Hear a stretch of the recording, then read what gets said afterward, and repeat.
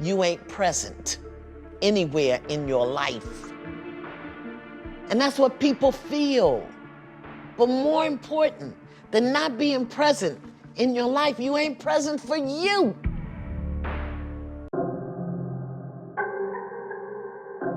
A huge fan of the show, been a fan from the beginning. So, was crushed to know these are the last episodes. Can you tell me about, deciding that now was the time to bring the show to a close? Spirit just guided me, say it's time to go. So Okay. it's time to go. I don't have to have a reason. I don't have to know what's coming. Yeah. Everything must change. Yeah. Yeah. Over the years, you've helped so many families, I think, just generational curses and issues, across sexual abuse, addiction, so many things. Are there episodes or families that have stuck with you over the years as some of the more powerful episodes? I wouldn't say more powerful. I think the more people, Yeah. Clearly the Mitchell family, Yeah. Jay Williams and his 34 children and 9 baby mamas. We have a beautiful family this season that you'll see, the Giles family. We ended the last season with them. But it's really, then we had, I think it was the 6 daughters. I don't remember the name, the 6 daughters trying to reunite with their mother. Yeah. So it's, I just remember the issues and the work. And what I hold on to is the issues that most of the viewers can identify with. Yeah. And I think most people can identify with mother-daughter breakdown, sister-sister breakdown, and also trying to get your children's father to do the right thing. Right. Because of you, people regularly talk about like, do the work. You need to do your work. How does that feel for you, just knowing the impact that you've had?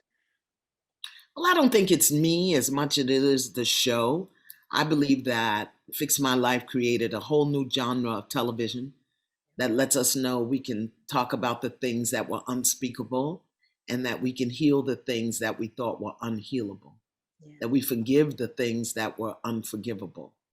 And I think it's created a template that others will follow at some point in time. I think it's just made a contribution to families and communities in a way that's very powerful. Yeah. And what have you learned about yourself over the years working on this show? What have I learned about myself? I've learned how much work I have done on myself. I've learned how much work I still have to do on myself. Yeah. I've learned how to listen at a much deeper level. And I've always been a pretty good listener. But I've learned how to listen even deeper. I think the biggest lesson for me is how to sacrifice without being deprived. Fix My Life required the sacrifice of a lot of time, a lot of energy, all of my relationships. Yeah.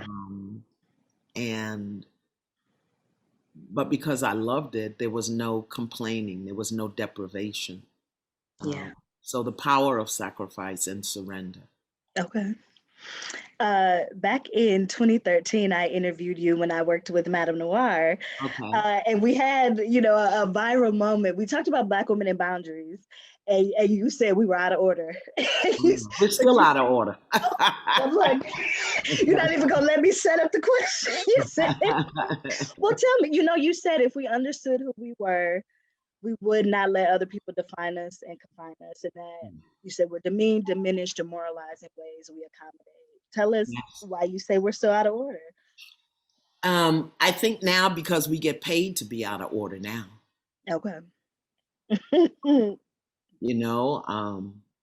Some of the images that we allowed to be portrayed of us, some of the ways that we behave and treat each other publicly. Yeah.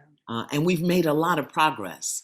I want to look at the sweet spots also. I mean, we've got a woman of color in the White House.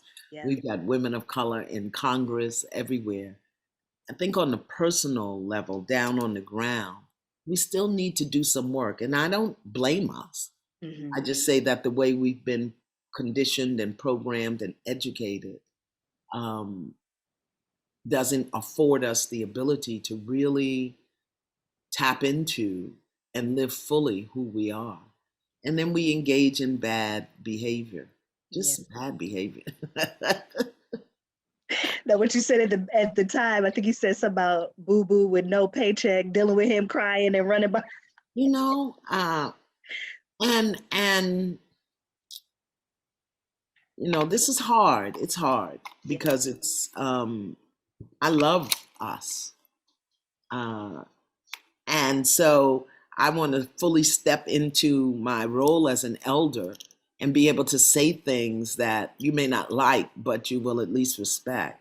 Hmm. And I, the way we are moving in the world, it's time for us to close our legs. Mm. Close your legs, open your heart, and let's get clear before we keep making the same mistakes over and over and over. Because the men are they're trying to get themselves together. Hmm. And we are so far ahead of them, but we don't really occupy that space. And so we keep getting in these transient relationships, bringing children in when we're unprepared, they're unprepared. Hmm. The number of children in foster care, the number of children in just difficult situations. And I know what it's like to start out and think everything's going to go well. And Yeah. then a year, 2 years in, you're like, okay, what happened? Hmm. So we've got to be a little more prepared on the front end so we don't have such difficulty on the black back end. Right. And I say that because I love us and I love children and I just want us to do better and be better. Well, lastly, I know you said you don't have to know what's next or, anything after the show, but, are there things you're hoping for or some ideas, of what we may see from you next?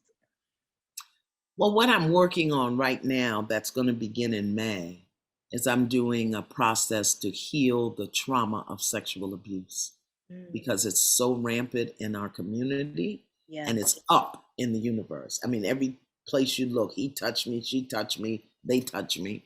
Yep. And so, as someone who's been through that experience, for so many people, it's not the experience, it's the trauma of the experience.